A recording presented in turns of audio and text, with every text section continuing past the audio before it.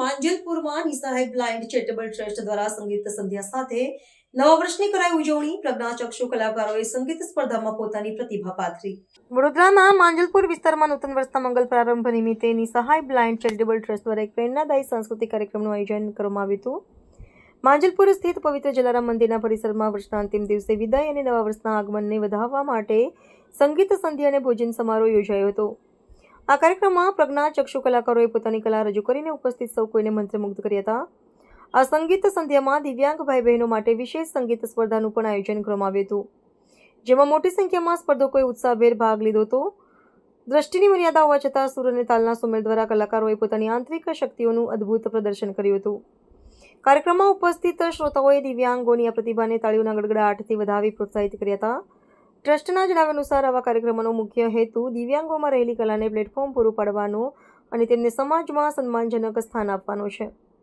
કાર્યક્રમના અંતે તમામ સહભાગીઓને આમંત્રિત માટે ભોજન સમારોહ યોજાયો હતો, જ્યાં સૌએ સાથે મળીને નવા વર્ષની શુભેચ્છાઓ પાઠવી હતી. ટ્રસ્ટના હોદ્દેદારોએ આ અવસરે સંકલ્પ વ્યક્ત કર્યો હતો કે આગામી વર્ષમાં દિવ્યાંગોના કલ્યાણ અને સ્વાવલંબન માટે વધુ સઘન પ્રયાસો કરવામાં આવશે.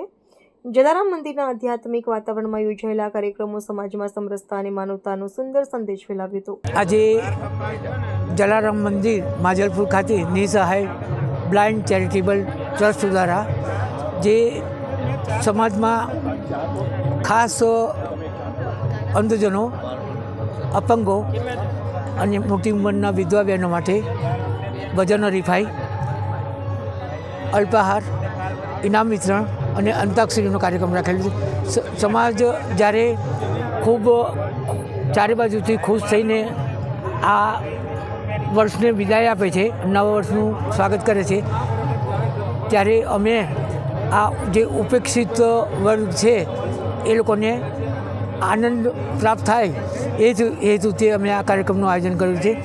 અમારા ખાસ મહેમાન ચિંતનભાઈ પટેલ, સામાજિક કાર્યકર, તેઓ અહીંયા ઉપસ્થિત છે.